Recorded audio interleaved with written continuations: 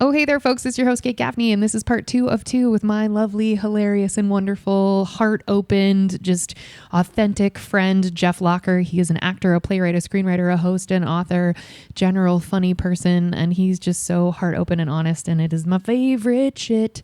So we talked for a long time. This is part 2 of 2. Thank you, folks, so much for listening. Let's get on with the show.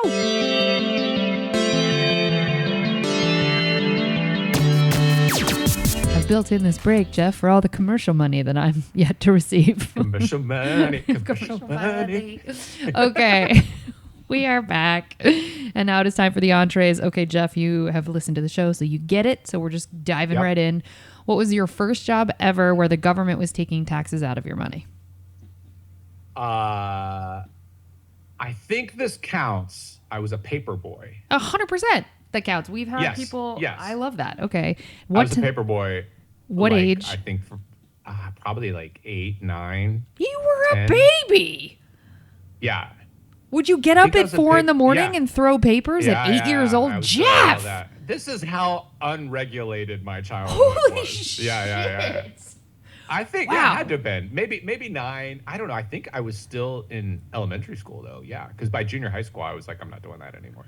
Listen, to tell you how the world has changed, I babysit a 12-year-old and a 14-year-old, like who are not allowed to be on their own. Oh, yeah. I'm like, I don't... I have friends...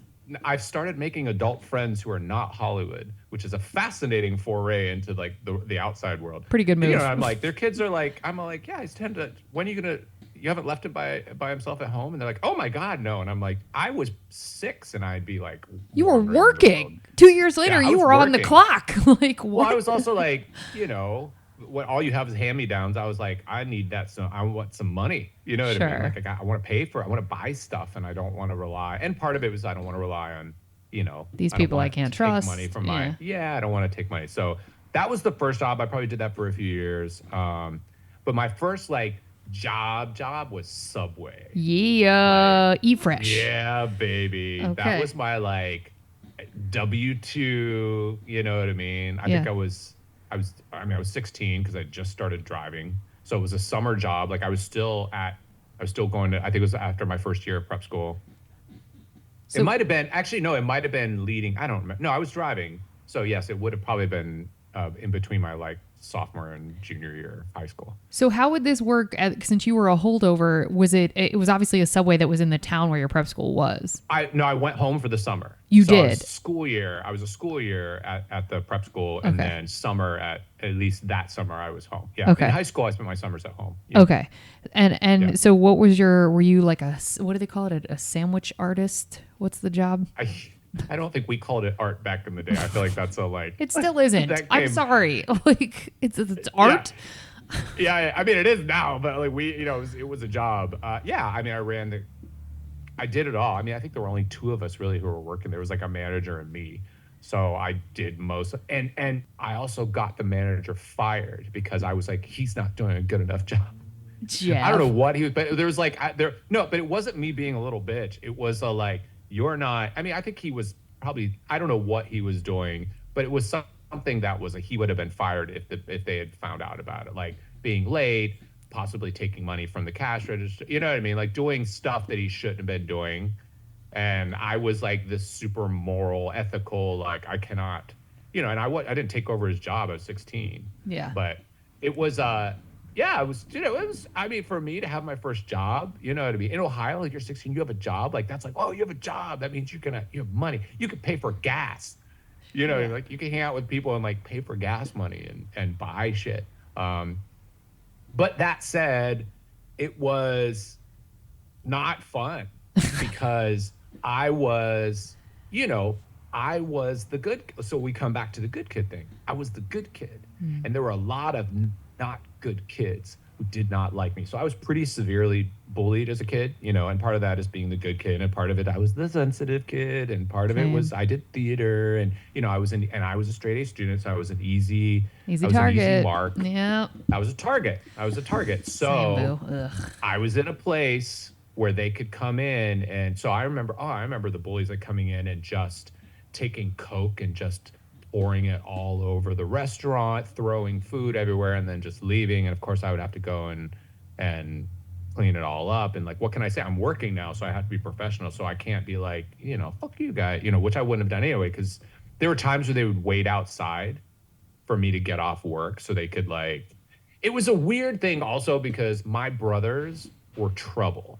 So there was this, as long as they didn't think my brothers were going to find out about it, they would bully me. But once there was like my brothers would be like, my brothers didn't necessarily like me, but more importantly, you don't fuck with our family. Yeah. So it was this, there was Very always Irish. this complicated dynamic of like the bullies would see how far they could push it, but they couldn't beat the shit out of me Without and leave me on the consequences. side of the road Yeah. because they would have died. They would have been murdered. You know what I mean? Yeah. So, but so it was fun at first. I like the customer service. I'm chatty. You know what I mean? I like the kind of customer service angle of it. Mm-hmm. For the most part, people going to Subway weren't like jerks. They're just watching their sandwich getting made. You know what I mean? So I don't remember a lot of but the bullies targeting me was a big problem. As an aside, and not to make it about this, but also this is gonna make me sound like such a boomer, but when kids now or like teenagers now are like, I was so bullied because I experienced what you experienced, not at Subway, but like similar. When they say that and they're like, yeah, a girl called me ugly, I want to put my foot on their neck and be like, you are conflating what bullying is against what someone being mean is. Like, and I'm not saying that it feels good to be called ugly or that any of that shit is fun, but like I had to change schools because I was so relentlessly bullied. Like, and it's when people conflate that stuff, it drives me nuts. Insane. It's like people, I mean, now that I'm like big into like mental health stuff, people are like, I'm so depressed. And I'm like, no, do not use that word. Or like, you're like basically schizo. I'm like, nope, you don't get to say that. No. Or, people use those words. Just casually. They're in the zeitgeist. And I'm like, no. No. I mean, I do, it's like you always want the next generation to have it better than you did. Absolutely. So like, their low bar, like the things that we went through, this is a boomer thing to say, but the things that like, the way that I was bullied and teachers turning their heads. Oh, I was bullied by teachers. Yeah. Bullied by, oh my God, same. Yeah. I have a movie that I started doing work on about a particular teacher who participated. And I'm like, I think people will be like, what? Oh, like, how is that even possible? Yeah. I told my mom a clip of a story recently, and she literally was like, there's no way he did that. Like, not that she wasn't on my side, but she was like, wait a minute, what are you talking about? And I was like, I did. Yeah.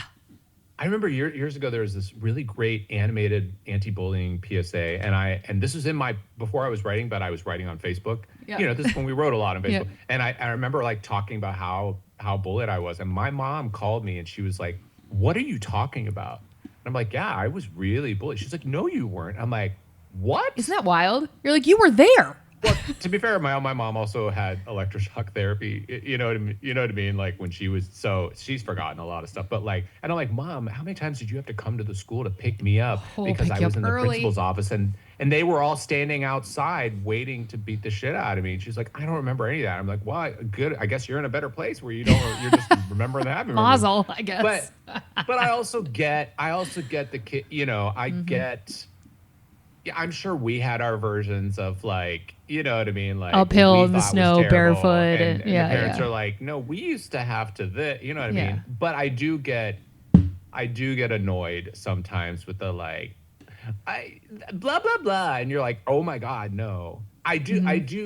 One thing I will give them is they are bullied in ways that were unimaginable to us. Like social media is next level. Yes. Yeah. And so I don't want that's next. Yeah. And it's on a massive scale. Yes. And public. It's like everybody knows. Yeah. So like I do. But that whole like, they didn't invite me to this party. And like, I was so bullied. And I was like, we need to sit down. We need a different word. Like your feelings were hurt. Not the same. These things are not the same. Your feelings were hurt. Yeah. That's why I want to do my mental health podcast. 100%. Let's talk about this. Let's understand what conflation is and let's explain. Yeah. 100%. Happy to be a guest and scream about everything. Okay. So okay. So you lasted at Subway for just a summer. I did a summer. Okay. And then how many customer service? Now we talked about this prior to recording, and there are things that you don't necessarily think are customer service that I actually do. So let's go through your work history, because I said how many customer service jobs have you had, but like let's just talk about jobs in general, and then I'll tell you why I think Yeah. most of them are So customer service. Paperboy for sure. Okay. Subway. I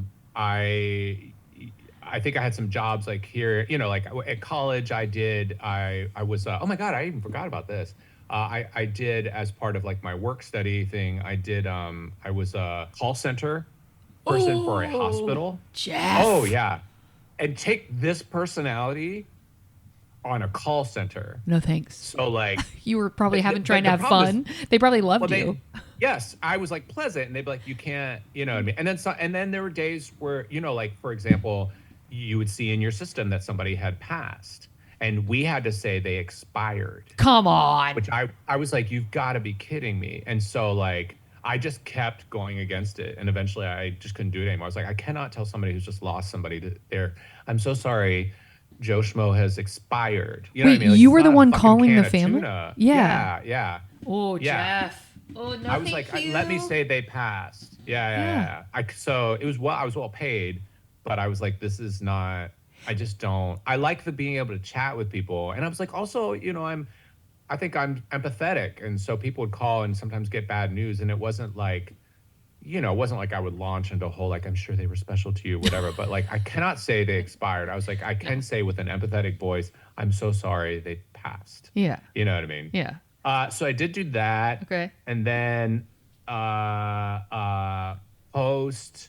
So when I graduated from I did those kind of jobs during college. And then when I graduated from college, I flew straight to Taiwan.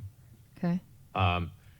So because I'd already spent a semester in Taiwan in my junior year, I'd already been on television. Like I already met producer-y type people. I'd been on television a couple times. So I was going to go and be like, I was voted our class superlatives. I was voted most likely. I got two. I tied for two things. One was most likely to be a rock star because everybody was joking as all my classmates were like applying to grad school. They were going to business school and medical school, whatever. And I was just like, I'm going to go to Taiwan and like be a pop star. And most likely to marry for money. Because I was the only one that wasn't like hustling grad school. And they're like, and I'm like, yeah, I don't know. Maybe I'll just like marry well or something like that. You know what I mean? Like, I'm just going to, because for me, I'm going to go and be an artist. And I don't have any stability in that whatsoever. But, So the first job when I went to Taiwan is I taught English, and I had already done that the summer that I was there, and I think I'd written to you and said like, does teaching English, and I'm like, yes. That is a customer service job because it's very transactional. There's so much bullshit, like you want to help people. There's also a lot of bullshit. There's not getting paid. There's stupid reasons to be jerks to you, and you know what I mean, and like unruly children and unruly adults. And so when I first got there, I was teaching English, and I taught. It was called Sesame Street Kids School. So I was teaching mainly like 5-year-olds and 6-year-olds English.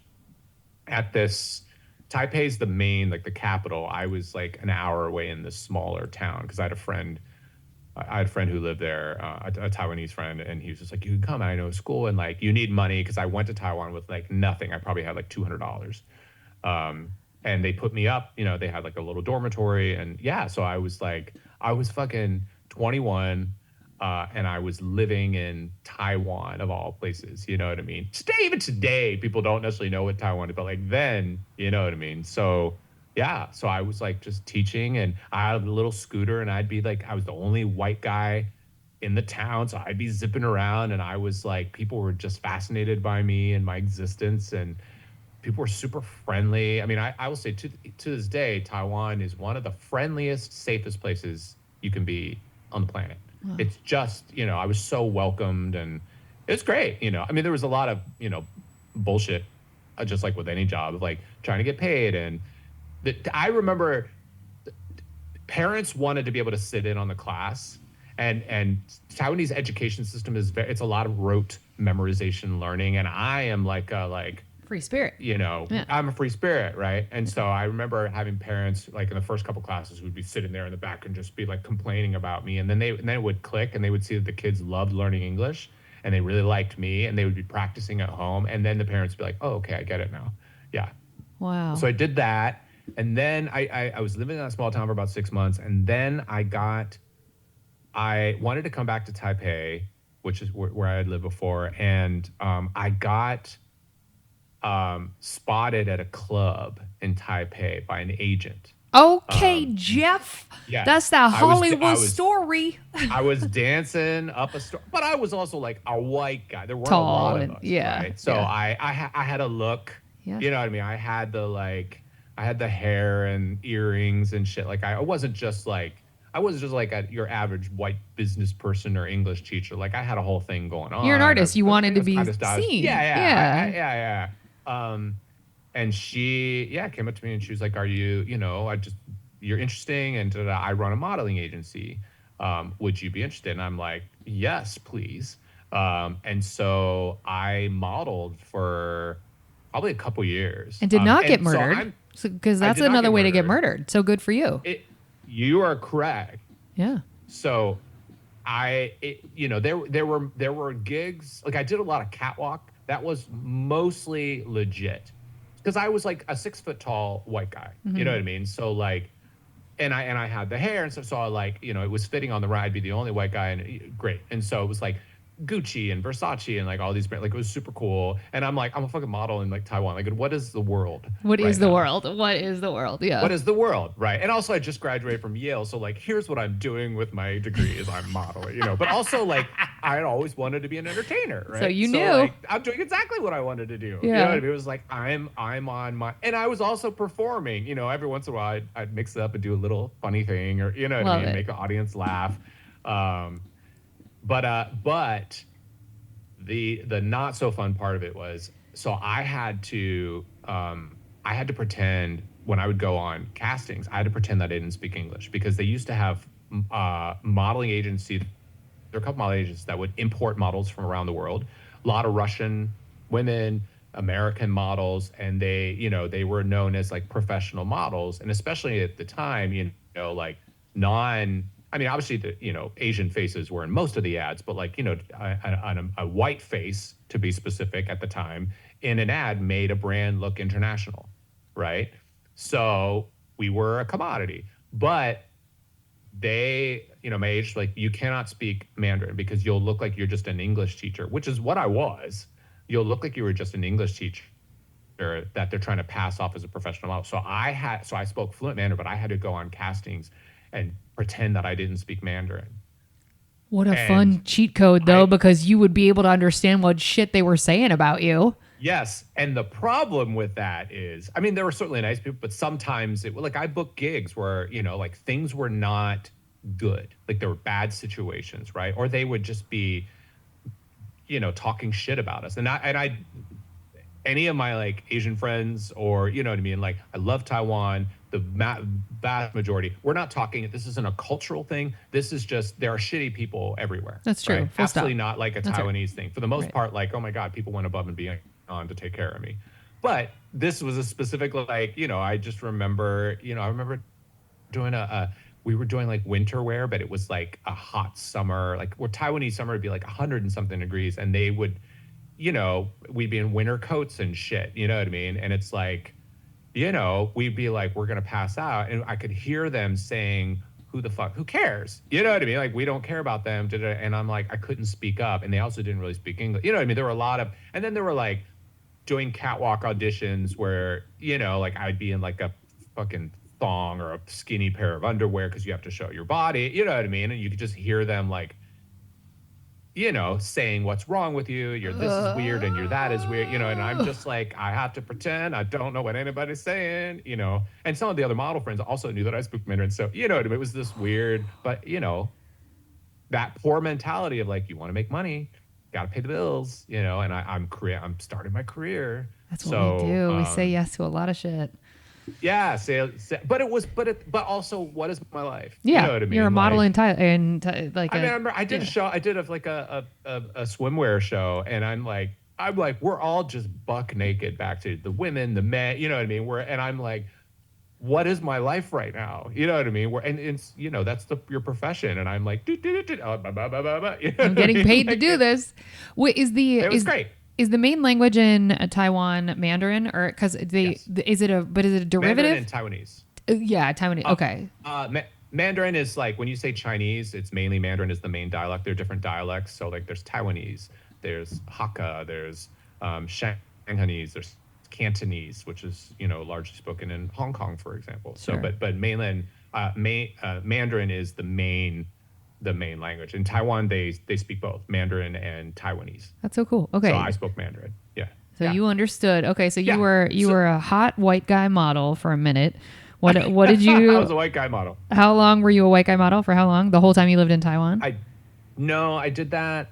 I did that for a couple years, but Okay. within my first year, within the first year of being in Taiwan, and I was still teaching at the time.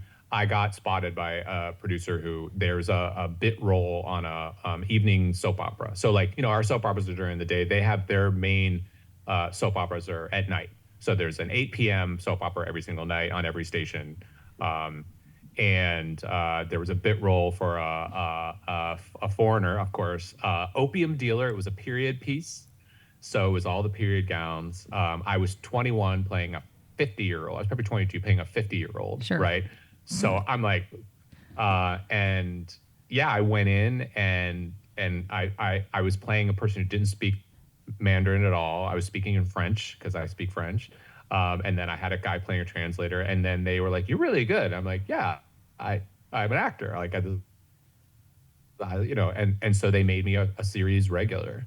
And so by episode 2, suddenly this character spoke fluent Mandarin, and it was Inexplicably, he went from so French fluent to well. Mandarin fluent. I mean, there was nobody, like that's when I look back at like my Taiwan career, there was nobody like me. There had not been any, like there was an English radio station. So there were a couple of DJs who were, not Chinese. But there was nobody who was kind of doing, like I was acting, I was hosting things, I was like I was kind of the jack of all trades.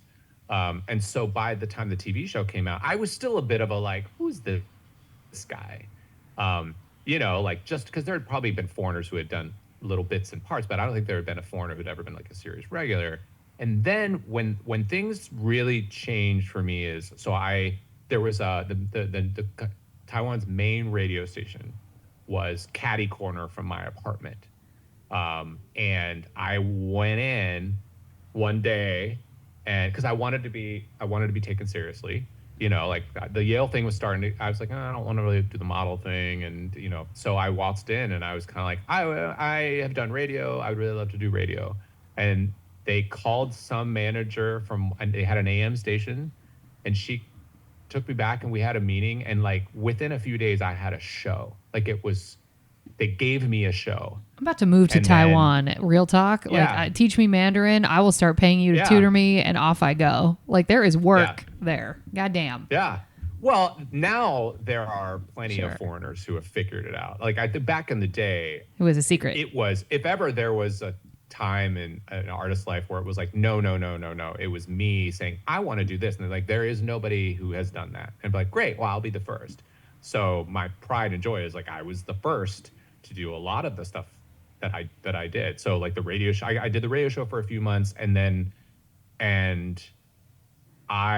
they called me in, the heads of the station called me in one day, like on a Friday, and they were like, we want to move you over to the FM station. I was like, whoa, we want to move you over to the morning show, which was the #1 show in the country. Like Holy it was the shit. one that it was Ryan Seacrest. It was the one that everybody listened to. And there weren't very many radio stations, so it was the thing that everybody radio station. And it was hosted by this woman, Ho Li Fang, who was kind of like the Oprah, right? And they said, we want to add you because times are changing. There was a new station that was popping up with a lot of like, pop DJs and cool people.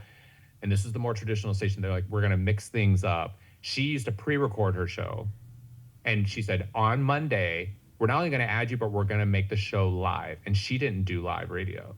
And so they just told her. They didn't even ask her opinion. They said, this is what's happening. So on a Thursday, I was hosting this little AM show that nobody listened to. And on Friday, I had the meeting. And then on Monday, I was Good Morning Taiwan as the new co-host of the #1 show in the country. Wow. And then my life changed. Yeah. Because, we'd be interviewing pop stars one day and then the president the next. You know what I mean? Like we did politics. It was a talk show. So it was entertainment, politics, authors, legislators, politicians, mafia head, you know what I mean? Like it was every day, banking heads, like I was thrust into a whole new world. But I was Jeff Locker, Yale graduate. You know, like they added that to my, like, they would say in Chinese, like, you, 大学高材生, you know what I mean? Which is like esteemed university, esteemed graduate of Yale University. You know what I mean? Like, and I went from being the joke, pie in the face, doing all these like goofy, you know, these goofy, like, Lost in Translation variety shows where I'm dressed as a bumblebee and I'm swinging over a moat to stick to a Velcro wall, which is a lot of what I used to do in the beginning. It was a lot of pie in the face, you're the butt of the joke. And then suddenly I was on the #1 radio show talking politics and talking, you know, how to invest and fighting for, like, you know, human rights. And, you know, it was nuts. Like my life changed. Over 3 years, I went from the goofy little white guy to a force to be reckoned with. So I want to understand, because I speak Spanish and it took me living in Spain. It took me though, probably like, I would say at least 3 months of being there before I was like, I can keep up with these conversations. I can speak to, you know, stored people and feel fine. Right. Obviously, the day you landed in Taiwan the first time, you were not as fluent. So were you learning on the fly by the time you had the radio show, or do you feel confident? Like, well, both. I mean, I'd taken Mandarin in college. Sure. And then I spent a year abroad. So after the year abroad, I was pretty conversational. Okay. But even when I did, you know, I started the radio show 3 years into being in Taiwan, like I still, like, I could sit and shoot the shit, but like radio is a different thing. Oh, like, yeah. We would have segments talking about like investing. And I'm like, I don't know if I can have that conversation in English. So I was fake.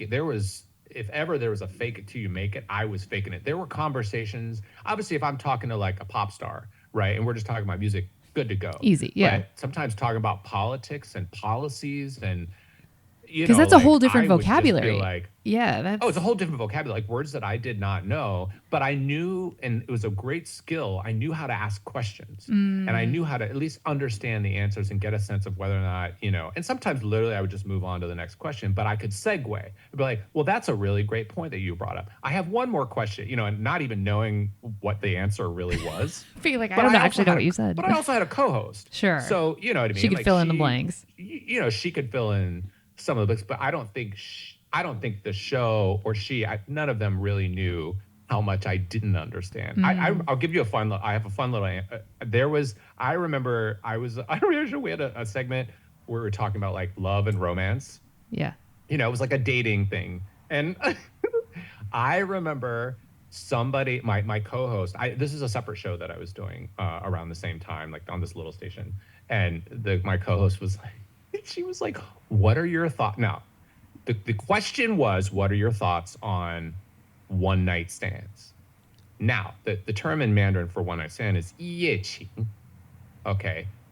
There's also another expression which sounds a little familiar, which is 一见钟情. So they both have 情, which means love. One means one night stand. The other means love at first sight. What I heard was love at first sight. What are your thoughts on love at first sight? And of course, my response was like, I love love at first sight. I think it's awesome. And she's like, well, have you ever had experience with love at first sight? I was like, oh, multiple times. You know what I mean? Like, I'm going on and on thinking we're talking about something completely different. And I'm, you know, it doesn't really translate into English, but I'm like saying like, oh, I've had a lot of experience with love at first sight. And, you know, and it feels really good. Oh, like my sometimes God. it just feel, and everyone's like on Nasra thinking that I'm like talking, which at the time, you didn't talk about those things. And I'm sitting here talking about, basically, I'm telling everybody, like, I've had a lot of one night stands. I've had a lot of partners. I'm basically saying, like, I fucked everybody. You know what I mean? Oh, like, my and it's the most God. beautiful thing in the world. So there were a lot of those Moments. you know, situations where like afterwards, you know what I mean? Where like afterwards, she would be like, I have a feeling you did not understand what we were talking about. And I'd be like, let me clarify. Was it this? And they'd be like, no, not at all. And I'm like, well, cool. I just had a 20-minute segment. You know, I remember like saying like, oh, even my mom loves one night stands. Oh, you know what I my mean? God. And they're like, foreigners are really open, aren't they? These And I'm Americans like, are crazy. yeah, we're crazy. Oh And I'd my be like, gosh. I think I missed some. But then I also realized that could be part of my shtick. Yeah, sure. But You know, like, I sort of then you're like, understand. and so then you play with it. Yeah. So then when I was so fluent that I knew that there was a word joke in there, then I could, I could be part of the joke, knowing full well what I was saying, and then making it a like, Oh oh, wait, you're no. saying this, and then it just became a comedy thing that Wordplay. I was now part of, and then then it became an endearing, then it became kind of part of my brand of like an endearing like, oh, because I was so fluent that sometimes people would forget that I was a foreigner, to be honest, Wow. and I had to do the thing where I would remind them sometimes that I was a foreigner, sometimes to get out of trouble, and sometimes to hit the joke, Ah, you okay, know, okay. because it worked with the joke. And then sometimes it was like, ooh, I think I'm wading into some territory, like talking about politics and politicians. And I'd have to back off of it a little bit because I'd be like, wow, I just called this politician an asshole and he might be a mafia dude. So I think I need to now go, oh, wait, what I meant was, you know what I mean? And then, so it's part of the, it's like part of the, it's not code switching, it's part of like the nuance of what my job was. Of Yeah. like, I would always try to push the boundaries, but then sometimes there would be a brick wall and they'd be like, take one more step. And I'd be like, ooh, I got to take a step back. And I always had the language to fall back on. And just my love for the people. You know what I mean? I think no matter what, people understood that I was there because I really love that place and I love the culture. And I'm doing this not because, I'm not doing this because I didn't get paid well. I'm doing this because I love it. And I love that I'm part of this, and I get to be part of your world. It's your world, and I'm just an invited guest. I was always aware of that. I think that's a beautiful way to acknowledge the culture too, and not end up appropriating, because you are sort of towing Yeah. the line. And theoretically, like, they could look at that and be like, here comes this this arrogant white Oh guy yeah. taking jobs, and that, like, it's a tough dance. Yeah. Of like, no, I have reverence for your culture. I actually really want to be here. I'm excited. Did you Yeah. get to a place where you're getting recognized on the street? Because you were doing a lot of front facing things. Like, do you have the kind of experience where if you go back there now, you're like, shit, I gotta kind of keep a lower profile? It's I mean, certainly when I was there, I mean, being a foreigner, I was recognizable no matter what. So certainly earlier in my career, I there was a transition of like, people are staring at me because I'm a white dude. And then it slowly became, oh, people are staring at me because I think they're starting to recognize me from like the shows. Because I was kind of ubiquitous at one point. Like, I was everywhere. I was on billboards, and you know what I mean? Holy So, shit. because I would do ad campaigns. So, you never knew what somebody was looking at you, because, why they were looking at you. But then it became very like, people knew who I was. So I was pretty recognizable, which I say to this day, one of the best lessons I ever learned in my artistic life was, I don't want to be famous. I just want to do art. Because I used to, when I'm harkening back to the Oscars moment, I was like, I thought I wanted to be famous. And when I was famous, I did not like being famous. Like, I would love going to movie premieres. You know what I mean? Like, I enjoyed that aspect. When I'm working, it's great. When I'm hosting an event and there's tons of people, put me on a stage and there's 20,000 people in a stadium, I'm like, I am in my element. Like, this is great. But if I just wanted to go see a movie and people would stare at me, I mean, yeah. I mean, thank God people were kind. Like, I would never get, like here, I don't know how people deal with paparazzi and stuff, because Oh, because they're they're mean. so brutal. Yeah. Yeah, they're mean. And no one in Taiwan was ever mean to me, but people would point at me and I'd be like, I don't want to have to, do myself up. And, I'm like, I'm having a shitty day. Can't I just be like in a bad mood today? And it's like, well, no, because people know who you are. And so thank God they were, kind to me. Sure. But I did, yeah, I think that was a really great, like I even see that now in my career in Hollywood. Like, I'm so glad I had that experience, because now, like, the dream is to work on some just niche-ish show. I mean, then again, now we have 500 shows, so it could be a big show and people still won't recognize you. But like, now I don't want to star. I mean, I'd love to star in Grey's Anatomy, let's be honest. But like, because I'll take that money and I love Grey's Anatomy. But I wouldn't want to be recognized like that. So like, my dream is to like write and star in like a Somebody Somewhere, where, you know what I mean? Like, Yeah. a smaller show that people love, and like one person at Starbucks is freaking out in their mind because you're there sitting there tapping on your laptop, and they're like, they don't want a selfie, but they just want to, and they'll come up and just be like, just want to say the show means something to me, and you mean something to me. Thank you for your artistry. And then you're like, thank you. You know what I mean? And like that's the most that I want out of fame is Yeah. something like that, where you might be recognized for doing good work, but you get to have a life at the same time. Sure. Yeah. Sure. But yeah, so if I were to go back now, I went and shot a pilot in Taiwan about, I think it was like 2016, maybe 2015, for travel. I think I could talk about this. That's great. A pilot that was a show that was going to highlight Americans who are famous in different countries. And so I shot pilots. So we went to Taiwan, and it had been maybe 7 years since I was there. People still recognize me, and Aw. so it worked great for the pilot because people were taking selfies with me, and there were people who were like excited to see me, and there were definitely people who were like, oh my God, like I used to watch you as a kid, which is always like, how old am I? Or people were like, I wrote 8 books, so people were like, oh my God, I have like all your books, like that was super cool. Now it's been a good 15 years, so I think, and there are so many more foreigners there that Sure. I'm not going to stick out in the same way.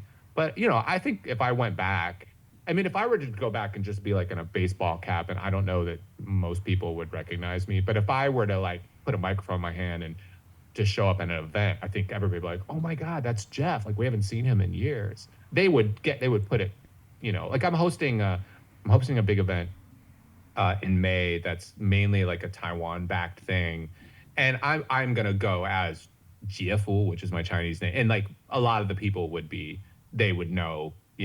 I know when I taught, I taught in LA. I've taught for many years, and I know one school that had a large Asian population. I was gonna launch a Mandarin program, after school Mandarin program, and they did a back to school night, and they wanted me to come up and promote the program because it was new. And I got up, and I'm just white guy, right? Just and I got up and I spoke in Mandarin, and I just was like, 各位现场的朋友们，大家好，我是杰夫da da da da. And like you heard, people started shouting in the audience because there were people who were born and raised in Taiwan, or Taiwanese moms who started. There's a whole group of Asian moms who just went, Jeff. And I was like, the school was so proud, and I was like, yeah, I still got it, baby. You know what I mean? Oh, I And love then like they that. hounded me afterward, and they put all their kids in my classes. And those moms and I, this was 2011. Those moms and I are still friends today. And we go Wow. out and have like lunch and stuff. And they still post on Facebook like, I'm with Jeff today. It's delightful. So sweet. So sweet. Yeah. It's super sweet. Do you ever think about moving back and like doing entertainment there full time? I do.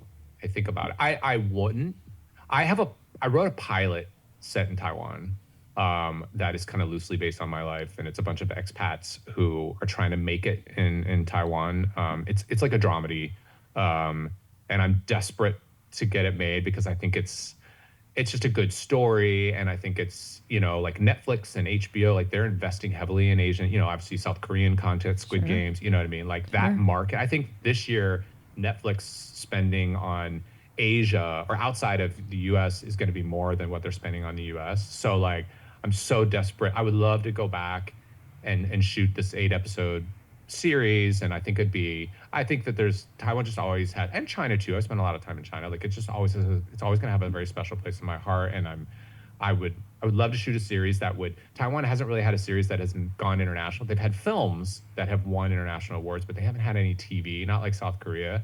And there's a lot of reasons for that. Most of their content is very local humor, and it's stuff that just doesn't translate. And maybe it's, but I think that tide is changing, and I think they're also desperate to have a big international hit that kind of shows what Taiwan is like and what the people are like. And it's, and Taiwan, China is a very complicated thing. So there's a thing called soft power where it's kind of a way to gain notoriety in the international community. I think my show would do that. I mean, would be part of that, but it would just be a dream to go back and work as my entertainment career started in Taiwan. Taiwanese people still call me like a local celebrity, and to have gone from Taiwan to Hollywood and to have made it in Hollywood in such a way that I could actually go back to Taiwan as someone who's made it in Hollywood but got to start in Taiwan, and then shoot a show that would help, lift up, this place that I love so much, and like share what I know with the world in the way that I know it, and entertain people at the same time. Like it's just like it'd be one of my biggest dreams to be able to do that. So I hope it happens. It's I do gotten a too. couple places, so we'll see. So if I have any Netflix peeps out there, like it's a great show. I'm a great writer. Like, I it's love fun. it. It's funny. It's there's diversity. That's great. Yeah. So, which was your favorite? Now, not including, because obviously, like hosting, acting, writing, obviously those are favorite. Well, did we get through all the? Or did we get through all the customer service jobs? That's it. Okay. So, Yeah, I think so. which was your favorite? Not including hosting and like that kind of entertainment side of things. Non-hosting thing. Yeah. What was my it's been so long since I've had anything. I would say teaching. Teaching, I I figured. do like teaching. I mean, I'm not teaching anymore. Mandarin's not as popular, so my school kind of like shuttered the program, quite unceremoniously, which I'm not happy about. But yeah, I like it. I've kept. It was the one non-Hollywood job that I've kept since I moved here in 2009. So I started teaching in 2011, and yeah, I mainly teach kindergarten, first grade, and I just love the little kids. I It's a love little fun kids. They age. think I'm cool. Yeah. I'm funny. I'm animated. I sing off key on purpose. The kids think it's hilarious.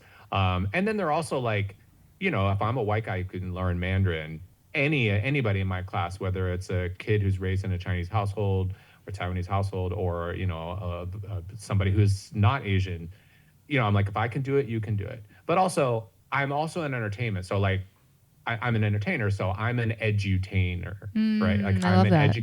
education and entertainment combined, and so the kids seem to respond to it, and yeah, I now have I've been doing it long enough that I have kids who have like graduated from college, and I one kid that didn't even want to come into my class.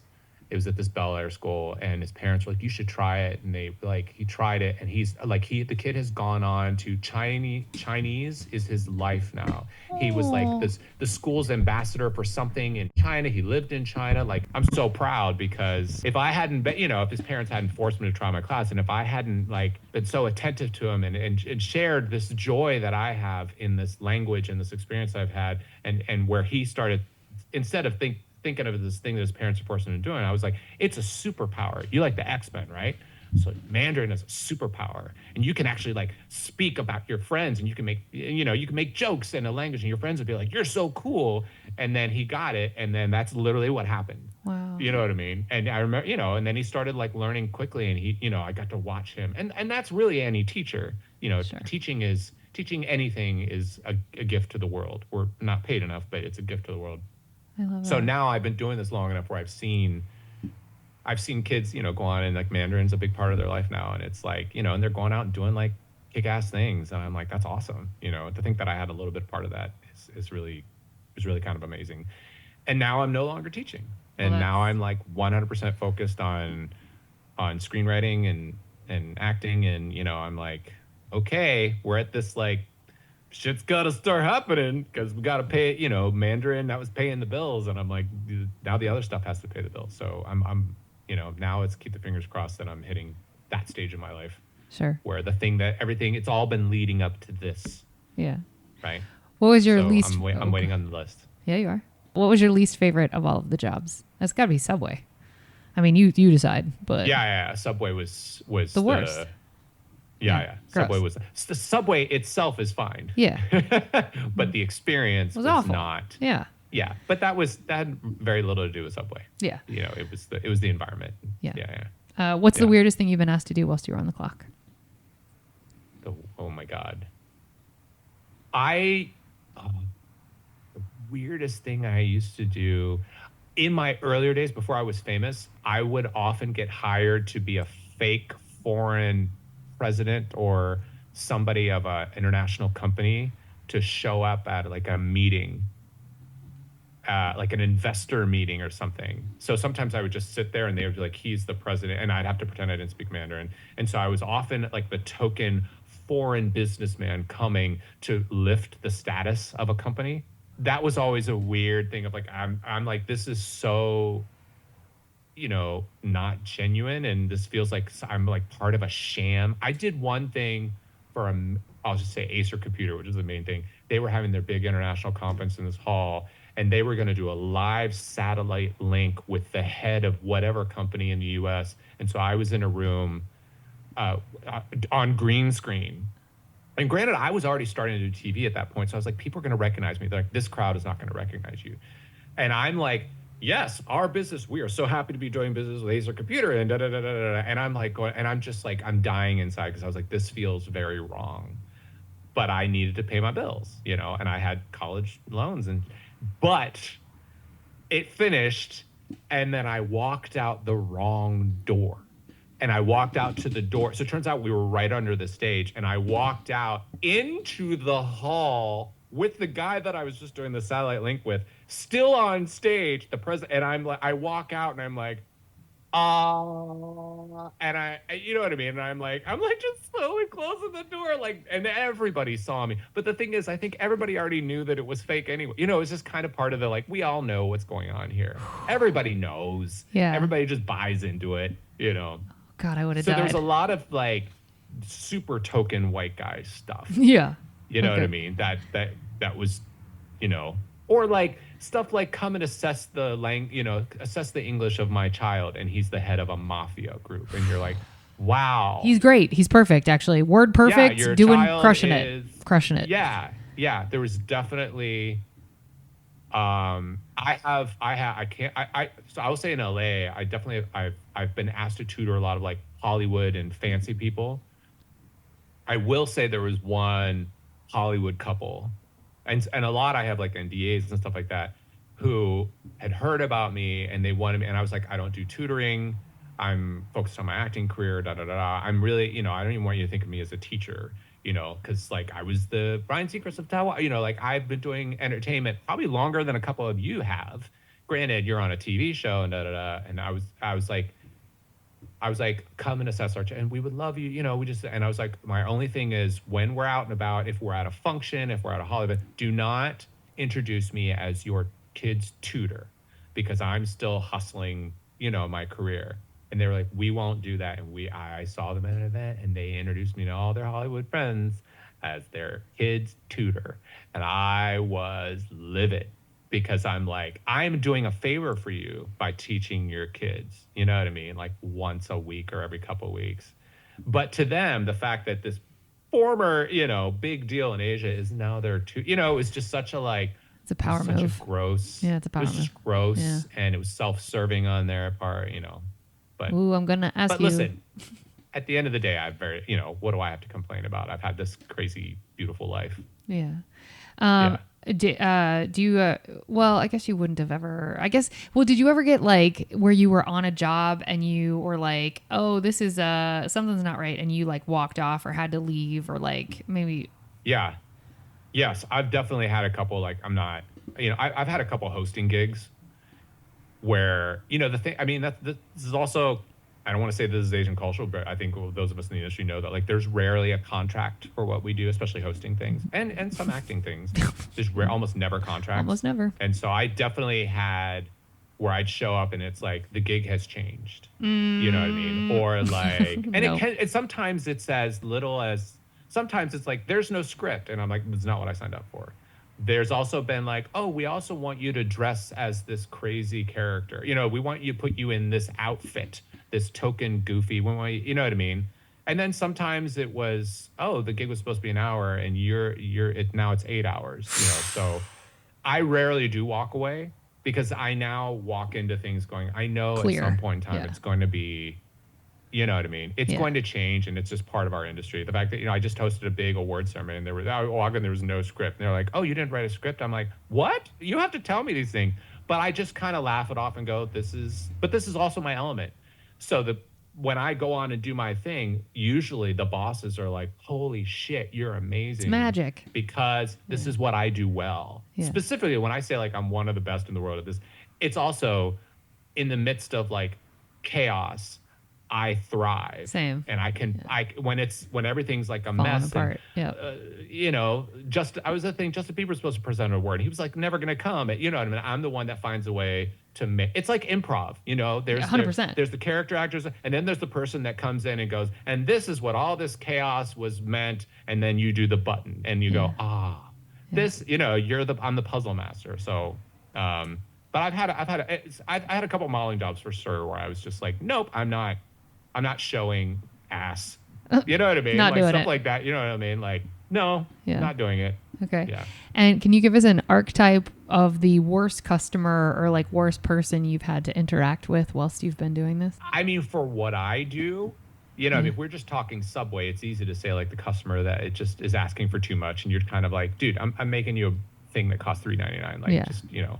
But I think for what specific to what I do, I think the archetype of, I would say, okay, I subbed when I first got to LA. Before I started teaching Mandarin, I used to sub, and I subbed at a very, very fancy, rich Hollywood school. And the archetype, you know, the thing that drove me the most nuts was the especially, you know, the parent who treated teachers like their servants. Yep. And so their kids can do no wrong. And Yeah. when something goes wrong, it's the teacher's fault. So I'll give you an example of I was subbing. And granted, I was subbing the younger grades, which in substitute teacher land, it's generally the job that no sub wants to do because they don't want screaming kids all day. Like when I went to this school and I was like, oh, I'll totally sub like kindergarten, first grade, they were like, oh my God. And usually the men don't want to do it. So to have a man come in and do kindergarten, like all the teachers are women, they were like, oh my God, you're a commodity. So That's I your lane. had, You know how to be a commodity, Jeff. That's your yeah, superpower I too. guess. But also like they were my jam. So, you know, it worked well. I had a parent who I'd been subbing for a while. I had a very wealthy mom who came into the school and insisted that I be fired. And the reason was her daughter peed her pants. And she said that Mr. Locker refused to let my daughter go potty.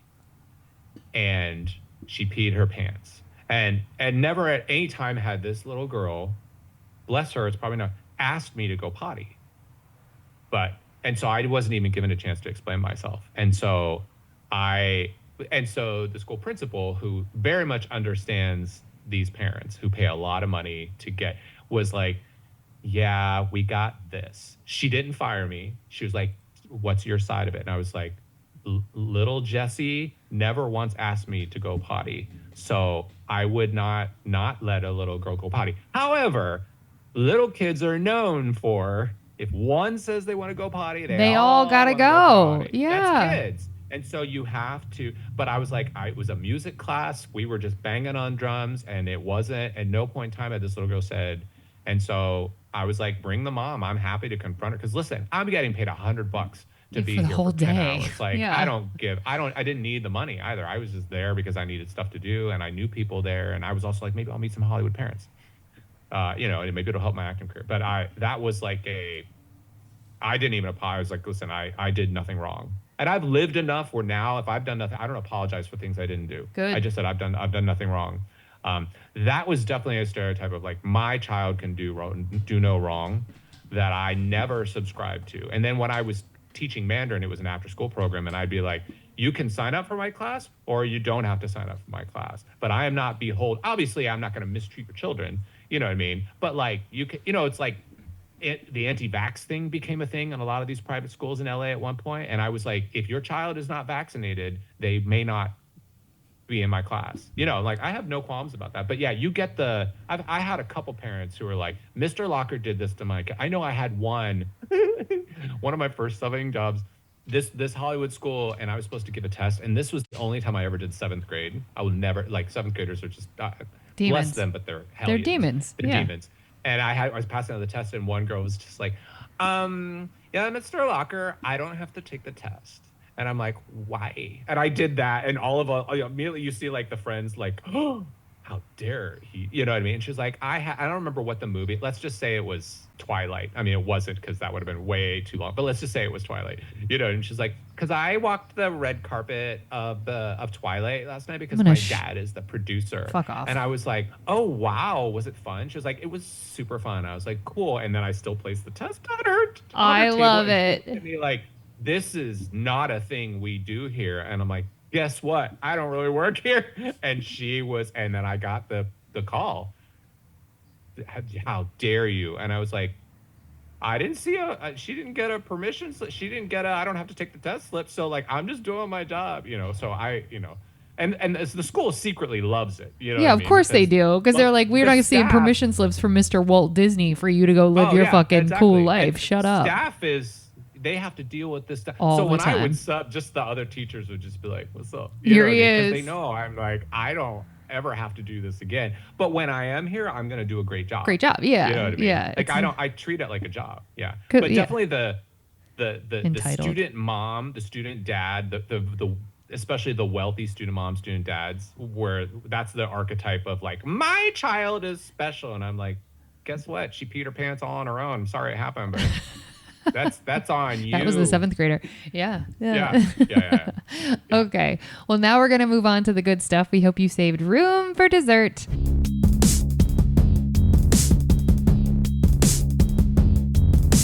What is the nicest thing a customer or a client or a whomever has done for you whilst you were working? Oh, wow. Or if it's too hard to narrow it down to one, just something No. nice you think of. I will say, well, let's, because we're talking about teaching, I will say the mom that kid that I said who didn't want to learn Mandarin, Yeah. and it became part, who wrote me and said, you changed my child's life. Oh, come on. Like this was a thing. Well, she wrote me a couple times over the years, but when he first started in the class and he went home from the first day so excited, and she wrote me, she was just like, I haven't seen him like you. It's not just a language, but you got my kid excited about something, and he's not, like You did that. you lit a spark in him, and I hope he stays with it. And then as he stayed with it, she would write and say, you know what I mean? Like, he just said he's just having the best time in your class. I'm so glad this is working out. And then years later, I got an email of like, just wanted to update you on, little Jimmy. He's now in college, and he's the ambassador for some big program in China, and he's representing America Oh my in gosh. fluent Mandarin. And she was like, that's all you. That was all. Obviously, the kid did some work. I think that's for me, that's one of the, like, it's just the loveliest. That's when I mean, like, I did radio for a long time. I used to fight for different causes. I changed, I appeared before the legislature in Taiwan. I was a big, like, a stray animal, animal activist. And so I got the law changed about how they took care of stray animals, and dog food wasn't regulated. You know what I mean? Like, I did a lot of those things. And then, you'd get a listener saying like, you were open about some subject, and it just made me feel, there was always those. That's the benefit of doing daily radio, is you're always going to have somebody who's going to write you an email and say like, you affected me today. And I'm fortunate enough in that there's not one example. That was it was That's lovely. all the time. Wow. That affirmation. But That's great. I'll do one Hollywood thing. I did a film. I've done a lot of short films, and I'll tell you two quick stories. One is The Forgotten Place, which you referenced, was a short film. It was adapted from a short play. I adapted into a short film, and it was a contender for the Oscars last year for live action short. We weren't nominated, but we got close. As a play, we performed it live. We actually went off Broadway and performed it in this festival. And there was this man who was just weeping throughout. And in the story, it's a story of two men I'm interviewing people to be my best friend, and they flash forward throughout their entire friendship. One of the characters gets skin cancer. And in the course of, as they're flash forwarding throughout their entire friendship, he ends up passing away. And I had this man who, we were doing the show, and he was just weeping. And then after the show, we walked off stage, and my scene partner, Brandon, and I were like, did you hear that guy? And I'm like, oh my God, yeah. We're like, well, he was just weeping audibly. And we were like, oh my God. And he came up to us afterward, and he was like, I'm 80 years old. I just lost my best friend of 6 years to skin cancer 4 months ago. And he just held my hands for a while, and I just like held space. We just held space with each other. And that's for what we do, sometimes it's like you told someone a story. And then I have another short. It's called To Be Saved. It's about two brothers, and one brother has just checked himself out of a facility after a failed suicide attempt. And they have this very difficult conversation about why he did it. And he explains, he's treatment resistant, he's been on all these medications, and he basically justifies, his brother's calling him a coward. And the character, I play the character, and the character's like, it's the bravest thing I ever did, was to try to end my pain. So it's very heavy, but it's also dealing with the topic we don't talk about other than suicide, treatment resistant depression. You know, we're taught that you just take a pill and you're better. And for 1/3 of people who suffer from depression, there's no medication that helps them. So they basically just live with this pain, or they try to find their way out. Anyway, we did a screening of it at a festival. And so like The Forgotten Place was super funny, and we would get crowds around us and people like, oh, it's so good. Da, da, da, da. And then this film, people would be like, well done. You know, it's very heavy, whatever. And I just remember talking to a few friends after, and there was somebody standing very nervously just against the wall and just was kind of watching. And like, I've been doing entertainment enough to know that like usually, you know, it's a fan or it's but like this film, it's not going to be a fan. It's not a Jeff fan. Someone who wants to share the experience. Once the crowd had, and I saw him, and I gave him the like, you know, in the crowd just when he came up, and he was like, you just told my story. And I'm like, and I'm not saying that as a joke. Like, I never saw it presented in a way that, you know, like I had a failed attempt and people called me a coward. And the film talks about, you know, it's not a cowardly act. It's a brave, you know, I'm not condoning it. I'm neither here nor there on it's whatever your life experience. But he was like, that was basically my entire story. And it was the conversation I had to have with my sibling, who just yelled at me for doing this thing because he thought he did it to him.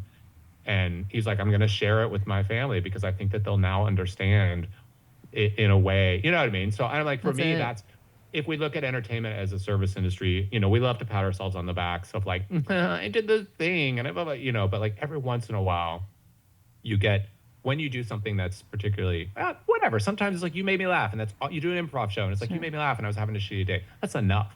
And then sometimes you get something like that where like you feel seen.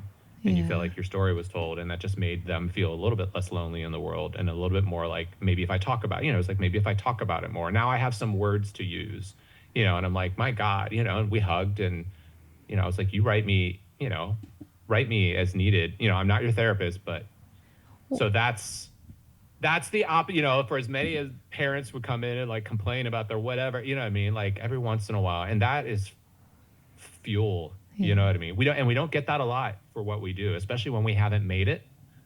You know what I mean? So much of what we do is just hustling. Like, you're not going to get a casting director to be like, wow, your audition for the Honda commercial, it just really moved me. You know what I mean? Like, we don't get that. Yeah, the way you threw that frisbee, that fake frisbee, was you just crushed like, it. I've never seen. Yeah, exactly. Or sometimes we get the fake, but like, we don't get a lot of opportunities where we are. And I'm sure you do now because you get to do this, and I'm sure you'll get somebody to be like, yeah, that actually like, It doesn't happen a lot, but when it does, it's a reminder. For me, I don't know. For me, it's a reminder. Like, you got to keep going because I don't want to be famous. I don't want a mansion in the hills.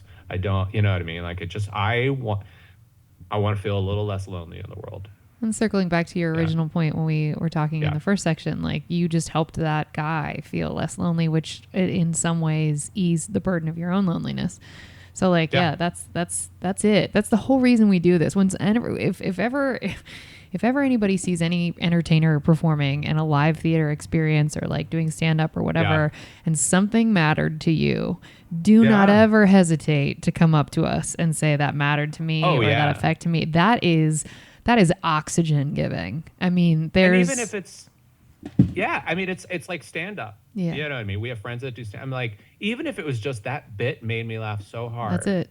Or that bit was my mom. That character, that's my mom who passed away. You know what I mean? Like, whatever, like, that's don't harass, but like, anytime you come harass me. What we do, somebody says I connected, is just like, because so much of what we do is so hard and so lonely and so isolating. Most of what we do, like, Jeff, most of what we do. I mean, you were doing this on Zoom. You know what I mean? Like, you know, especially now that I'm writing, I'm like, my God, I'll go months and I'm like, I get no feedback whatsoever. And it's that wet paper like, towel. Do you mind if I? Yeah. Oh, go ahead. Do you mind? Yeah. No, it's like if somebody says, do you mind if I like, I would just want to tell you there's this one thing that you wrote and it just spoke to me. I'm like, oh my God, yes. Please. Thank you. Like, please tell me. And it's not a like, I'm so awesome. It's a like, no, it's just a confirmation. It's not for nothing. And especially if it's the line. I have a line in a short play that I wrote. It's called Brown Bag, and it summed up my whole everything at the time. And it's a man who's going and he wants to exchange his heart for a new one because he thinks his heart doesn't work, right? And he literally has it in a brown bag. It's a very Twilight Zone-y, whatever, but and the person's like, there's nothing wrong with your heart, da, da, da, da. And he says, I cannot love, thusly I cannot be loved in return. And like, I remember writing that and just being like, I used to think that. I used to think that I couldn't be loved because nobody understood me, and you can't love me if you don't understand me. You know, it's this whole thing, right? If you don't see me, what are you loving? You're loving what you see, but you actually don't see me. So you're loving something that is not me. And I remember somebody coming up to me after a show and just said like that line, and you're like, that's just a big old hug. And like, it's just, I see you, and just a different way of putting it. So I love that. Yeah. What's the best lesson you've personally learned from all of this work? Oh, I'm getting a little Ted Lasso, which is just believe in yourself. Because at the end of the day, nobody is going to believe in you like you believe in yourself. And it's such a cheesy thing. I mean, we can, you know, on a more practical level, the best lesson I learned is that I don't want to be famous. And that's helped change the trajectory of my career. But I think that like, you get to believe in yourself with every fiber of your being. That doesn't mean you don't doubt what you're doing every second of every day. It doesn't mean that you're not going to fuck up, but you get to believe in whatever gets you out of bed in the morning. You know what I mean? You get to, I wish there was a more for a writer, I wish there was a more eloquent way of putting it, but I think now if I get to go on your show and say, I'm the best in the world at what I do. You know what I mean? Like that's not big balls. You know what I mean? That's like, I've earned the right to say that. I've earned the right to believe that. Sure. And that's not to say that, you know, the nobody else can do it. It's just like, I can't get through life if I don't believe that what I'm doing is what I do best, or what I'm doing is what I'm meant to do. And that's recent. That's not a thing that I possessed 5 years ago. I just thought I was good at some stuff, or I just thought I was like, well, I speak Mandarin. And so you know what I mean? I just thought I was kind of funny and kind of smart and kind of good at writing. And now I'm like, no, if somebody says that piece moved me, and I'm like, thank you. Sure. Thank you. Yeah. So, yeah. Well, and last question in this section, what's one piece of advice you would give to customers who interact with customer service workers? Treat them with not just respect, but more respect than you thought you could even muster. Woo! Because everything is hard. Everything is hard. What you do. That's right. Everything is hard. And also treat them like they're having one of the worst days of their lives. A hard time, yeah. Because that not only is you giving yourself grace. Right? Yeah. Give them the grace that you wish that you had. You know, it's like if you've ever been driving, I first learned this when I'm like driving down the streets of LA, you know, and you're just stuck in traffic, you're screaming at someone. Somebody just like, use your damn blinkers. Hello. You know what I mean? And one day I just was like, I just made the decision that like whoever's being a jerk, you know what I mean? And we're not talking about somebody who's beating you up, but like if somebody's just being a jerk in line or whatever, assume they're having the worst day of their life. Because it's going to make it easier on them, but it's going to make it easier on you. You know, like that's how you get through. Instead of deciding that the whole world is just out to get you, just say like, you know, if Kate's and this lovely person, Kate, is in front of, and she's taking her time at Trader Joe's, and you have to be somewhere and you're getting all mad about it. Well, what if her mom just died, God forbid, or whatever? If you knew that, wouldn't you go, oh my God, perspective? And at the end, that's perspective, right? Sure. But just give other people the grace that you wish people gave you on your shittiest days, because it's going to make it easier for all of us. I love that. I'm writing that down. Give grace. Yeah. I don't always do it. I don't either. Please. But sometimes I have to go, wait a minute. Yeah. Yeah. Wait a minute. Yeah. And be kind, you know, just, I mean, is there classic, just be kind, even if you're not feeling kind, because you never know what that's going to mean to them, you know. Facts. Big facts. I think those of us who come out of comedy too. Yeah. If I can make that person at Trader Joe's who's been staying there and dealing with shit, or the server at Bob's Big Boy, if I can make them laugh, that's it. Like, that's it. It's like, I think one of the greatest gifts of my life is having that gift. You know what I mean? Like it's how many people have said, you just made my day. Yep. Honey, you just made my day. And I'm like, what a beautiful thing. What a beautiful thing to take part in that, you know, So whether I was trying or not. yeah.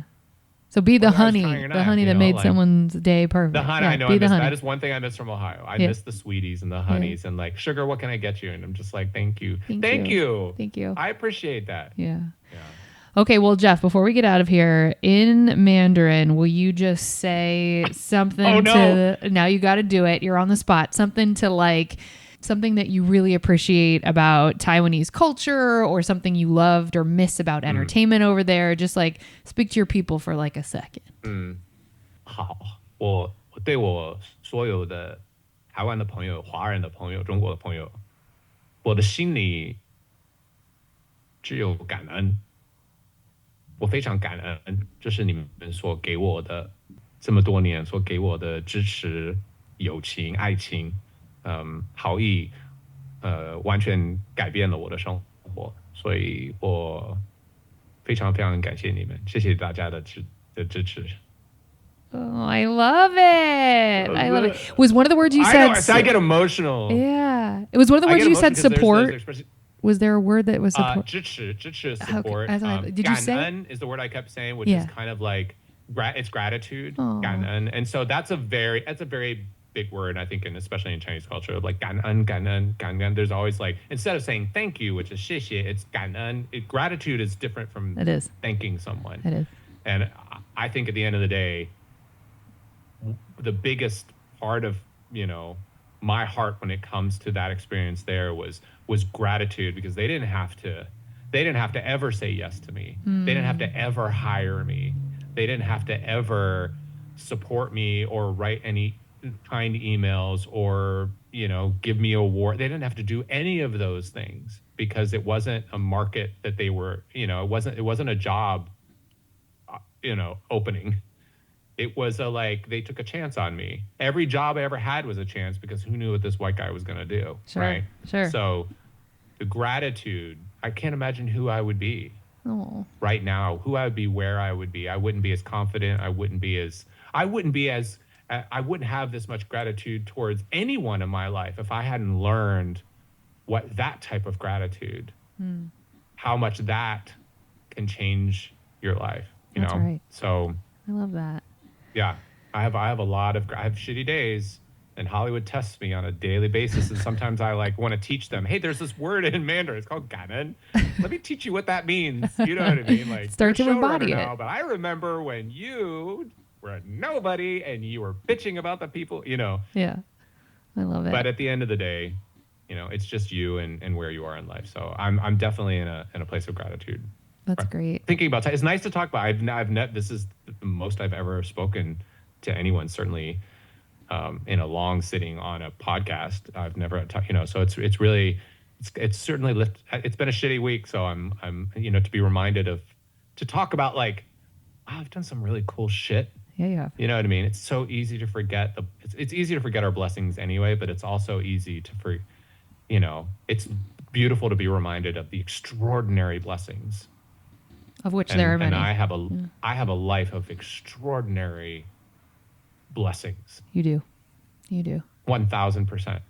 I love you, Jeff. I'm so glad you are too. You're a gift. Kate, you're a gift. I appreciate I haven't seen you in a it. while. You've been kinder to me than you necessarily needed to be. So I take this as an act of kindness. You are worth it. You're worth it, and I'm pleased to be your friend. So, okay, well, tell everybody your socials again before we do the outro. I'm on everything at Jeff Locker, JEFFLOCKER. I'm kind. I like to talk about stuff. I interact. So you know, I'm not a follower, craver. But come and say hi. And if you heard me on Kate's show and anything resonated, like, please say something and I'll respond and we'll have a conversation about it. And then, you know, we'll just keep doing the thing. I love it. Yeah. Well, folks, we're going to drop your checks now. Thank you so much for listening. If you want to help us out here at Service from Hell, we'd love to have you subscribe, rate, and or review the show wherever you listen. It will help us reach more people that need to be schooled on the art of being kind and will be catharsis for those of us still working in the industry. If you want to get in touch with us here at Service from Hell directly, send us your receipts to servicefromhellpodcast@gmail.com. I promise I read them all. I love hearing from y'all. And remember, if you can't afford to tip, you can't afford to go out. So don't be garbage and be good to people. It's easier that way. Jeff, in Mandarin, will you say, because this is going to be my outro going forward, in Mandarin, will you say thank you folks so much for listening? Good night. 谢谢大家的收听，晚安。